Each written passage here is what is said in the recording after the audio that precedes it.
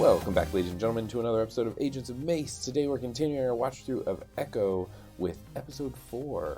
And boy, oh boy, I realized rewatching this episode that a bunch of things I talked about last week happened in this episode and not in last week's episode.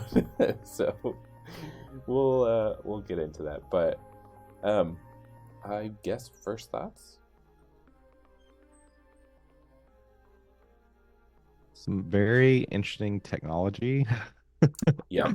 Which I think it's funny with the timing of this stuff, right? Because Apple just launched like their Vision Pro, and there's going to be some more like AI driven tech coming out. But we can see like with the stuff that Kingpin's utilizing, like how it ties into like Iron Man and like some Stark tech and things like that. It looks a bit tacky, and for me it was a bit of a distraction here and there, but I think at the same time it was still kind of cool to see like where they're going with this. Yeah. Yeah, that's the one thing I remember most about this episode that stands out, is like when you see that it's hard to kind of like break away from those moments. Yeah. How about you, Elisa? I think this one was my favorite episode of the season, and a big reason for that is because we get more of a look into the relationship between Kingpin and Maya, and the dynamic that exists between them now. Um, the technology was, I guess, a little distracting, but to me, it distracted me in the wrong way. Where I was like, "Does this exist? Is this something you can really get? That's so cool." I don't think it does. I think that's pretend. But yeah, what we got here to me was really interesting, and since unlike you guys, I haven't seen a whole lot of Kingpin in the MCU. I've really just seen Hawkeye. I haven't watched Daredevil yet. I feel like this was attempting to show a more like, I guess, more sensitive, almost emotional side of Kingpin. And the way that he views Maya is something that we need to that we need to talk about. So yeah, I thought this one was really good. I enjoyed it. Yeah, on that, I noticed that between this episode and the next episode, there are a couple flashbacks to the Daredevil series that I feel like if you didn't watch that series, you would just be like, oh, this is just like a flashback for Kingpin. But having watched the Daredevil series, it's like, oh, so... Because I feel like I'm still not 100% clear on, is the Daredevil series canon or not canon? But now there are things that are happening that are like, oh, well, you're clearly pulling this from the Daredevil series, so we're slowly solidifying that timeline. I don't know.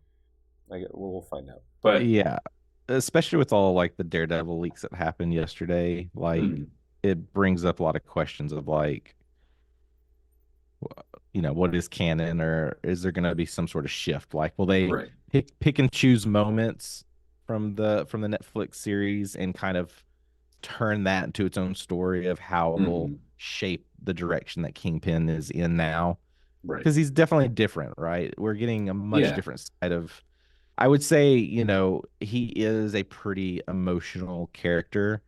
It's just a little bit different because now we're dealing more with his relationship with Echo, which is in this other series, it's a whole different relationship, but he still had those moments. So I feel like they're holding true to that element of Kingpin. It's just like what other aspects from the previous stuff is gonna hold true to this. Exactly. And yeah, and all the flashback stuff is like specifically to do with Kingpin. It doesn't have anything to do with Daredevil. So it's like okay, I guess they could just pull like literally like lift Kingpin out of the Daredevil series and drop him in this universe and be like same backstory.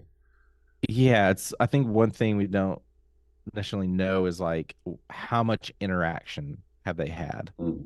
Like how much is Daredevil on Kingpin's mind, right? Is it like, is this my threat? Like we've got to figure out how to, like, we don't really get that yet. Right. So I'm very curious to see like how that's all going to come together. along with Well, any other character, right? If we're yeah, going this route of these street soldiers, has Kingpin engaged with Spider-Man? Like right, anyone, we know like Hawkeye, like so right.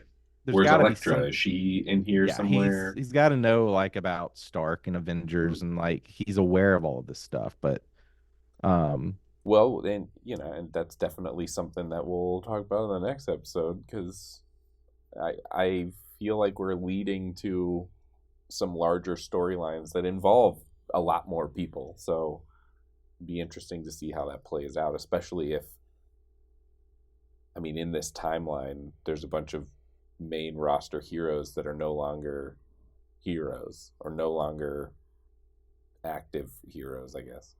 So is that going to be twisted to fit into Thunderbolt's Young Avengers stuff, or are they going to try to like reboot some of the bigger heroes? I don't know.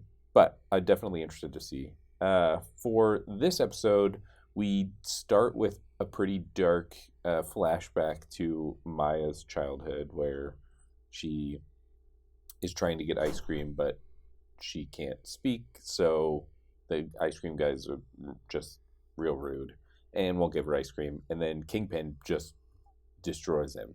And we see Maya like run over and also kick him while he's on the ground. And it's like, oh, this is like the turning point where Maya's like, violence is how I get what I want.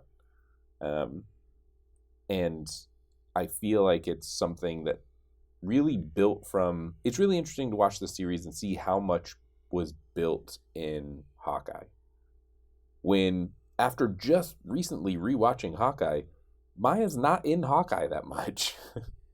Like really it's just like the last 3 episodes maybe that she like shows up at least once an episode, but her story's like far removed from the main story. Um but watching this you're like, oh, but you see all that groundwork being laid in those couple times you see her in Hawkeye, and it's crazy like how far it's come in just a couple episodes of this show. I feel like they're building up to another confrontation with Kingpin. This episode he shows up, he's like, hey, let's have dinner. Maya's really skeptical. This is where the tech part comes in. He puts the like a contact lens in one of her eyes that allows her to see sign language happening in front of him as he speaks. And then he also has like an earpiece that when she signs, it translates her sign language into sound so that he can hear what she's saying.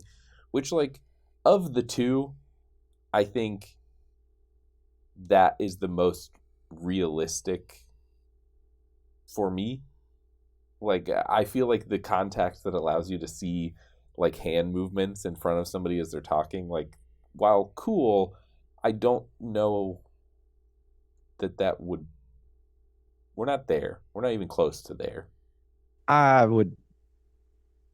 Have you looked at the Apple Pro Plus Pro Apple Pro man Vision Pro? It's spectacular. I've I seen a think couple things. I think we'd be a lot closer there than you'd think. Now the earpiece, I can agree with that, but the only thing with that is like you have to have the two for it to work, right? There are current earpieces that will translate. So if someone's Mm. speaking a language that's not yours like fluently, then it should translate it within. And I believe there's one product where it knows it can pair if there's another one nearby, and it'll just do like the translation in ear. Mm. So like that tech is like it's out there. But I think the gesture thing, someone's got to be working on it right now. I mean, After watching surely. this and with the Yeah, Vision Pro, like someone's got to be working on it. surely. I'm just like having the company I work for, we use a lot of AI stuff, ranging from art, music, video. I just feel like it's at a place right now where it can kind of do that, but it would be nowhere near like trustworthy enough to mass market and be like, yes, this accurately can read, he can hear you saying things and then put sign language in front of you for somebody else. Because I don't know. I just don't even understand how the tech works. Like, it hears what you're saying and then translates it to ASL, but then I also know that like every country has its own sign language. So like, would it only work here, or would it be programmed to work with sign language and all these other? I don't know. And Just also, like seems. the grammar of ASL is not exactly like written or spoken grammar, and so I'm not Mhm. sure how it cobbles that together. Yeah, or the names. Like, I know that's a big Yeah, deal they in the have name community, signs and things. right? Yeah, So it's like, how does that work? If it you would have to like pre-program it with that stuff, I guess. you It's just gonna tell it happen. like this It's gonna means. happen. But Trust it's me. Like we definitely will get there. it's definitely It'd be cool. amazing if it Yeah. worked. That would be so cool. But Exactly, yeah. Because of the show, my wife and I have decided that we want to learn. So I've been trying to learn, and the way that I learn languages is I start by learning commands for my dog, so that I can like teach him stuff first. cute. So. I wish, yeah, I wish I'd stuck with it a little bit more because it's what we did with the kids, right? Mhm, So it's like teaching them like if they're finished, if they're done, like they don't want anything, or if they want more, mhm, a lot of the simplest things. And like it's really fun. Like once they pick up on it, it's so cute and mhm. fun. And yeah, I need to learn more, either with this or another language or both. Yeah, yeah. But this So. is such a big part of this episode too, because like she's so frustrated at him. Like Mhm, and I felt like if there was anything, I felt this. I get the point of it, but I did feel like it was a bit repetitive. Like they took on a little too much time with it. Of mhm, like just why I've been a part of your life for so long now, and you never took the time to learn yourself. mhm, Mhm. And I think there's an element there. I just wish they could have added more to it to show more around like Kingpin, more so about like maybe what was he doing, like right? Because Kingpin's just like he's got a mission, all right. Like he's always got like a goal he's trying to achieve, and he basically will put he's like I will put all of my attention on this, and I will just pay people to do like everything else, right? That's why like at the right. earlier we always see he has like a translator with him. Um, but what is going on in his life when he's with Echo, especially at the younger years, Mhm, to like put off? Like, why am I not putting the time to learn how to communicate with her where I could just hire a translator? Like, what right, was so important to him during those moments? I wish they would have spent a little bit of time in that to really build out that connection, that frustration. right. Is it And I. just the like rich people syndrome? Like they are like, You what? know, Whenever you talk about having to do yeah, things on your own? right. I mean, I get, yeah, I would probably agree that was part of the route, especially with like so many of the uber wealthy series and movies we've been getting over the past couple of years. Like it just, Mhm. it's that's just the vibe, right? It's like when you have that much money or power, like you just can pay people to do it for you. I think that's part of it, but I also think that it's like a character trait for him where like he's using Maya. He doesn't actually care about Maya. He's using her as a tool. So like, how can he feign interest in her? Well, he's going to do that by being like, we're going to have Sunday dinners and I love you. Can you go kill this guy for me? But, I'm not going to learn sign language. I don't need to speak it. See, but whenever he beats up the ice cream guy, he doesn't even want her to know about it. So I think he cares about her in a way. I think, yes. I think, and especially early on, I feel like he probably had a more like protective role for Maya. But then once he kind of like turned her into this like killing tool, I think that you kind of see it even in this, like, he it's like an abusive relationship, right? Like he wants her to come back, and when she doesn't come back, he pitches a fit. But he doesn't Yeah, she really points out that care. he isolated Right. her whole life. And Right. so like that's not cool on its own. And also for her to go from being kind of like I hate to call her like an object, but it feels like that's kind of what she was. Mhm. Like he does care about her, but kind of like the way that you would like a toy Mhm. Hmm. whenever you're really little. But then eventually she becomes an asset that he cares about in a totally different way. Right. Which, like, I feel like they tried to kind of show that a couple times in this episode, where it was like he's caring, but maybe for the wrong reason. But then also he's still Kingpin. So like when he kills the translator, that moment was like, oh, why'd he do that? And then I was like, oh, I guess because like he's Kingpin and the translator would like know things about him and Maya's relationship that he wouldn't want anyone else to know. It was some very like House of Cards moments, right? Yeah. It's like yeah. I mean, when you're in his line of business, it's just like when you become of no value, like you're kind of done. Yeah, and it feels like maybe protecting himself rather than like actually caring about her in any way. So it's like, yeah, she's there for this dinner where they can like chat, but in the end, he doesn't want anyone to know even like a little about something that he potentially could care about. And that's, they have the moment of like, wait, I'm trying to remember if I'm skipping ahead. Now I can't remember. So much happens in the last 2 episodes. There's so much. Just the moments with his dad. So that's next episode. Yeah. That's next. Okay, I don't want to jump ahead. Yeah. But yeah, we get this like really intense moment where she sits down to have dinner with him. She pours out the wine. Mm-hmm. I'm assuming because she's nervous that it's poisoned. 100%. Yeah, like or does she wants to make him mad? Yeah, yeah. That's why I couldn't tell. Exactly. Like, is she it's doing gotta be it a mixture? Be like, has to be doing it for both reasons, right? Because like when those moments happened, I was just like, yeah, I would totally I wouldn't eat anything. I'd pour out the drink. Like, Wayne, he's being really sketchy. Like closes the curtains and stuff. Like, oh yeah, yeah. I don't trust this guy. No. And it could have been games, right? Like, we don't know. Like everything could have been poisoned, right? Right. Mm-hmm. Is it a game to him? Like, I don't really see him as being like that kind of villain person. Mm-hmm. More than likely, everything probably was fine. Mm-hmm. Because I mean, yeah, he's just like the reason he's there is to like get her to convince her to like come back with him, basically. Yeah, exactly. So like, I don't think he was going to kill her, but could have like been a sedative though. I think he totally would have done that. Put some NyQuil on those cookies, and then she just wakes up in New York. Right. True. Well, NyQuil cookie tastes so disgusting.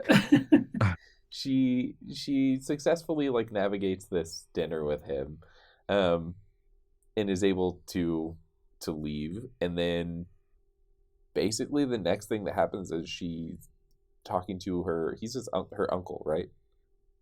Guy who owns the bowling alley. And he's like, you need to go talk to your mom. And so she goes to talk to her mom, and she finally like they explain a little bit more about like it's your ancestors. That's who you're like, they're echoing, your ancestors are echoing. And I was like, oh, name of the show. Roll credits. Right. And so we kind of get like a little reprieve of like the tenseness of every time she and Maya and Kingpin are on screen. And instead we're getting this like reconciliation of family, sort of. I mean, they're still like not on great terms yet, but at least like Maya speaking to her mom, right? Like she goes and has this conversation with her, whether or not at the end of the conversation she storms out or not, but she does storm out. And then basically she has to go meet Kingpin again. It's like a Kingpin sandwich for this episode, and she basically tells him like, I'm not coming back with you. And then she leaves town, and Kingpin guys call him and they're like, hey, we lost her. And then he like pitches a fit in his private jet. And so I feel like this episode is really here to explain a little bit more finally about like what is actually going on with Maya's powers, and also to reinforce while Kingpin may seem pretty like with it and calculated, he also has an anger issue. and just like freaks out. I do wish that like maybe we had seen him destroy something on the plane, because in Hawkeye we saw him rip a car door off of a car. So the fact that in this he like runs into the like wall of the plane and doesn't destroy anything on the plane. I don't know. Kind of a little I feel like weird, he's but stronger also than that. at the same time, I'm just like, if you're in a private jet and in flight, you wouldn't want to destroy any like that. Just no. Yeah. Like, Bad but I idea. agree. Like, yeah, I wish. Again, it's just like I want to know more. Like, what's so important to get back to New York? Like, was he truly expecting they would have Maya and they'd all be on their way? Like, why did he need to get back so quickly and not stay there Right. and see this through? Right. Right. It Well, just and feels like if he wanted her back in New York, he'd want her on the plane with him, right? Right. But we also don't know, like, I mean, I don't know if there's like something that will be explained later, like, oh, like maybe the first season of the Daredevil show like coincides with Echo, so like stuff's going on in New York while Maya is dealing with trying to escape Kingpin's clutches. So Kingpin is like flying to talk to Maya and then flying back to fight Daredevil. And I don't know. I doubt It's it, like but I don't, you know. the stuff that if I guess if you're kind of in the know and you've seen, definitely doesn't lead to that. Mhm. It's like either could be a really fast, really aggravating opening episode, or we're kind of getting peaked to like how it's the first season's going to end, but we don't know until we get it all. yeah. Hopefully soon. Yeah. But yeah, I mean, I think overall it was a good episode. I think there was lots of story that we hadn't gotten yet, that I think really sets in stone like Maya and Kingpin's relationship and where they're going from here. So excited to talk about the next episode, because I mean, we're right here. One more episode left, so it's all gotta climax, or maybe they leave us all hanging and the series is like open-ended and there's going to be season 2. You'll have to listen next week to find out. I don't remember our question from last week. Wow. We're bad at this. I know. But I'm going to keep asking questions, so you can answer us on social media if you want. But I think my question is going to be more centered around the Daredevil series now that some things have started to come out about it. But I'd like to know, what Daredevil storyline would you, as a viewer, like to see portrayed in the MCU? There's tons of storylines to choose from. There's some really cool ones. There's some kind of dumb ones. There's some middle of the road ones. These are all my opinions, of course, so I'd love to hear your opinions. But let us know next week what your, or this week, I don't know. Let us know on social media what Daredevil series you would like to see in the MCU. And before I forget, exciting news. You can all see us live at the White River Fan Con, Saturday, March 2nd and Sunday, March 3rd. That is in Batesville, Arkansas. Check it out, White River Fan Con. We'll be there doing something. So you'll have to come to find out. But yeah, so check us out there. And any last things before we go? No, I think we covered everything with this episode. I didn't get to say how gross it was that they put a contact in Maya's eye against her will. Oh Yeah. yeah. Corner Probably eye. block that moment out. Yeah, that was Yeah. kind of cringe. Yeah. Hideous. Yeah, don't try that at home. No, No, don't try that ever. ever. All right, well, on that note, we'll see you all next week. Bye.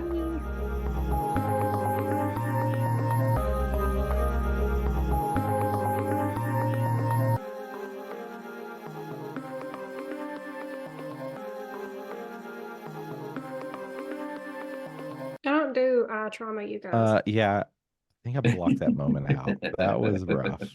That was. Oh, poor Maya. She really goes through She does. it.